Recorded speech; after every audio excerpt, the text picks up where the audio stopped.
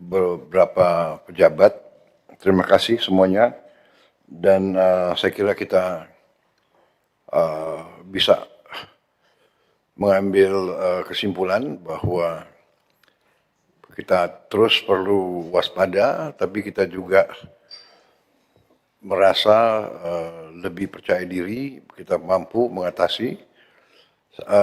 Terima kasih dengan semua instansi yang telah bekerja keras. Saya juga terkesan ya langkah-langkah yang sudah ambil. Marilah kita hadapi akhir tahun dengan waspada, tapi tetap optimis dan kita percaya sekali lagi pada kekuatan kita sendiri. Ya. Ada beberapa penekanan dari saya, pelajaran yang kita simak dari ini semua bahwa kita perlu benar-benar mengelola sumber daya kita. Saya sudah hitung, saya sudah pelajari angka-angka, banyak sekali sumber daya kita yang bocor, sedikit demi sedikit kita tutup. Sebagai contoh, terlalu banyak kegiatan pembalakan hutan liar, illegal logging, juga illegal mining, tambang-tambang ilegal terlalu banyak penyelundupan. Kita sudah kerahkan TNI, Polri, kerahkan kekuatan, masih saja pihak-pihak yang terus tidak mau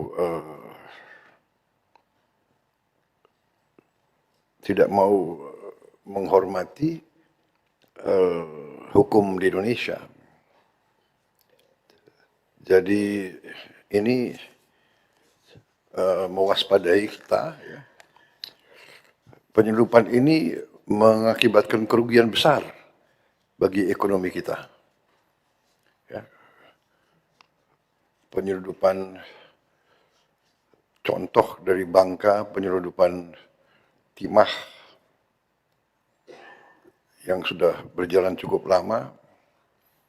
Saya juga dapat laporan dari penegak hukum, dari TNI sendiri melaporkan ada pejabat-pejabat, ada petugas-petugas TNI yang terlibat.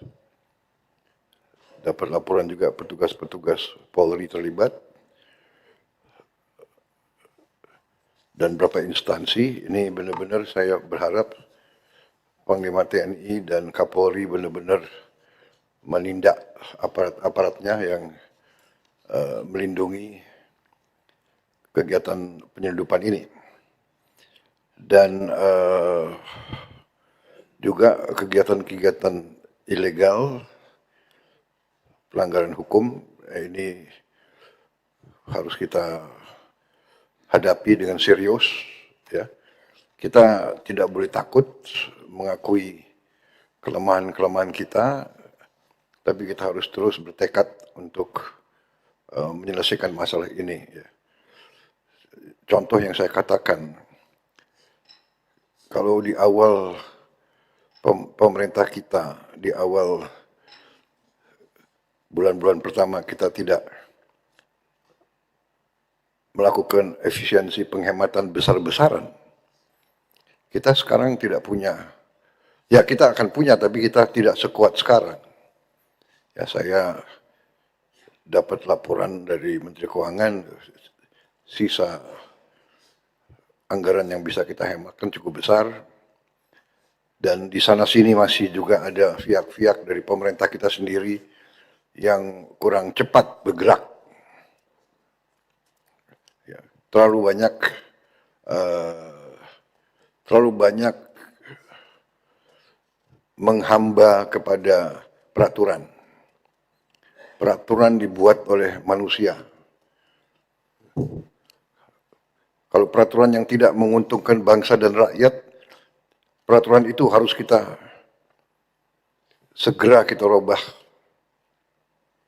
Saya ulangi, kalau peraturan apapun, peraturan menteri, apalagi yang di bawah itu, ya, perpres sekalipun, undang-undang sekalipun, yang tidak sesuai dengan Undang-Undang Dasar 1945, ya, kita tidak boleh ragu-ragu. Undang-Undang Dasar 1945 jangan jadi mantra. Saya ingatkan,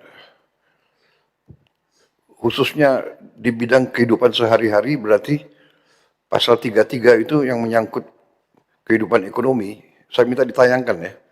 Ini sekali lagi, untuk kesekian ratus kali saya tekankan. Ini sudah jelas sekali. Perekonomian disusun sebagai usaha bersama berdasar atas azas kekeluargaan. Tidak boleh ada korporasi yang mengalahkan negara. Kita butuh korporasi, kita butuh dunia usaha swasta. Tapi dia tidak boleh mengatur negara dan mengalahkan negara. Dua, cabang-cabang produksi yang penting bagi negara dan yang menguasai hajat hidup orang banyak dikuasai oleh negara. Bumi dan air dan kekayaan alam yang terkandung di dalamnya dikuasai oleh negara dan dipergunakan untuk sebesar-besar kemakmuran rakyat. Empat, perekonomian nasional diselenggarakan berdasar atas demokrasi ekonomi dengan prinsip kebersamaan, efisiensi berkeadilan, berkelanjutan, berwawasan lingkungan, kemandirian, serta dengan menjaga keseimbangan kemajuan dan kesatuan ekonomi nasional. Yang kelima, ketentuan lebih lanjut mengenai pelaksanaan pas diatur dalam undang-undang. Jadi, sekali lagi, semua peraturan, semua produk-produk hukum yang tidak sesuai dengan pasal 33 ini, kita harus berani, kita tinggalkan dan kita rubah. Haluan kita harus mengacu kepada Undang-Undang 1945, pasal 33. Saya sudah pelajari beberapa konstitusi negara-negara lain. Mereka semua punya semacam ini. Malah lebih keras lagi. Dan mereka yang melaksanakan ini ekonominya benar-benar drastis meningkat. Jadi tadi memang saya tidak terlalu banyak mau bombastis ya. Tapi mungkin perlu diketahui ya, rakyat juga mungkin kita sudah ambil tindakan-tindakan tegas. Pemerintah sudah 4 juta hektar sudah kita kuasai kembali, kita cabut. Dan tahun ini Menteri Kehutanan dan ATR Badan Pertanahan selama tahun ini tidak ada satupun izin yang dikeluarkan atau diperpanjang, tidak ada satupun. Apakah itu HTI, HPH, apakah itu perpanjangan, dan juga Menteri SDM, tidak ada satupun IUP dan sebagainya yang dikeluarkan.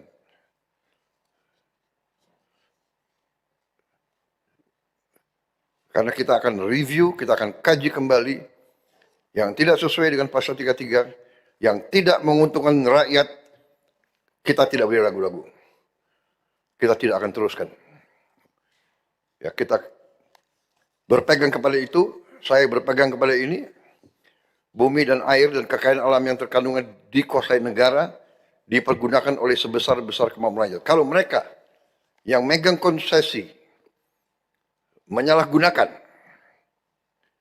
dia ambil keuntungan, tapi keuntungannya dibawa ke luar negeri dan tidak ditaruh di dalam negeri, itu merugikan kepentingan nasional dan kepentingan rakyat Indonesia.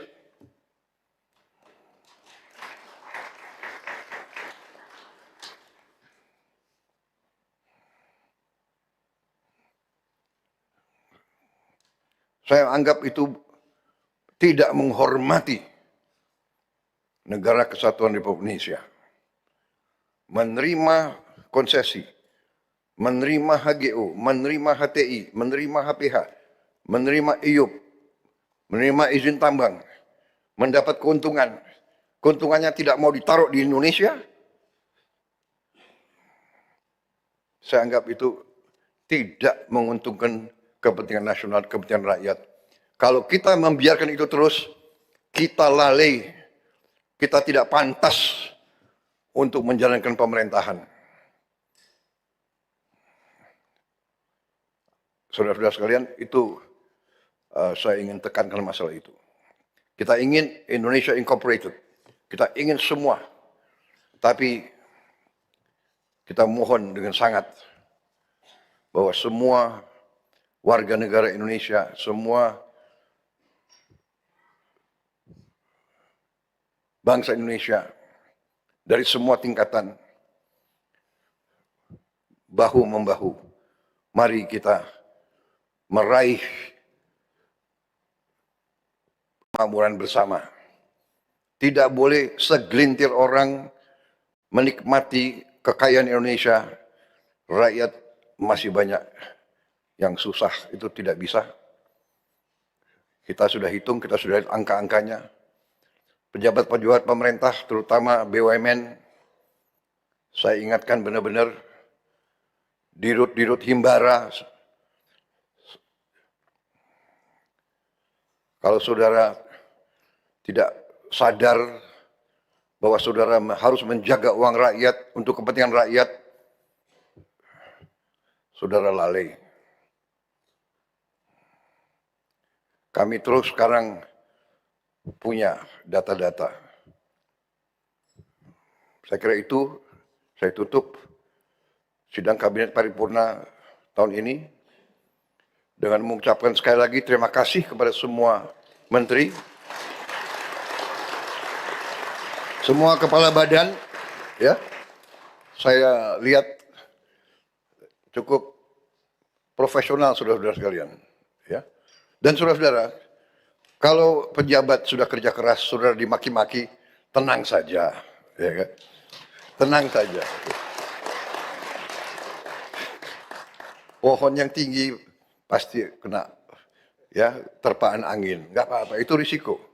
Ya, saya perhatikan ada beberapa pejabat yang suka ditiup angin, ya, santai aja, udah biasa, saya sudah sekian puluh tahun juga. Yang penting kita kerja untuk rakyat, ya, kita kerja untuk rakyat, kita setia kepada rakyat, kita nggak ragu-ragu. Ya. Saya ingin semua pejabat nilai anak buah yang bekerja keras di lapangan, ya, di lapangan, saudara-saudara semuanya, dan ajukan kepada saya, kita beri penghargaan.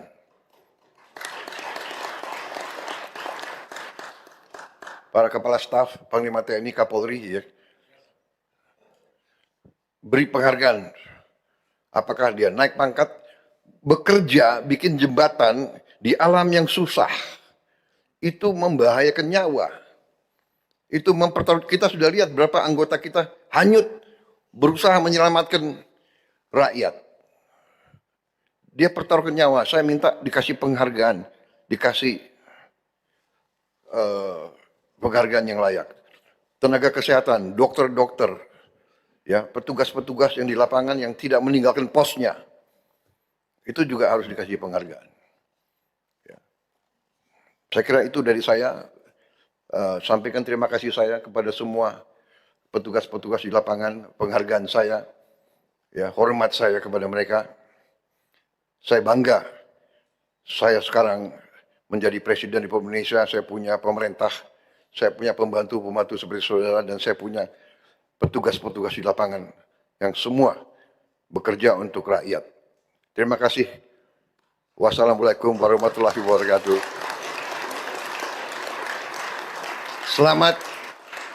Selamat menghadapi akhir tahun. Tapi dari segi wajah saudara-saudara, saya kira saudara-saudara termasuk yang akan tinggal di rumah kira-kira itu. Kecuali yang bertugas. Menko harus berangkat nanti malam ya. Ya, silakan.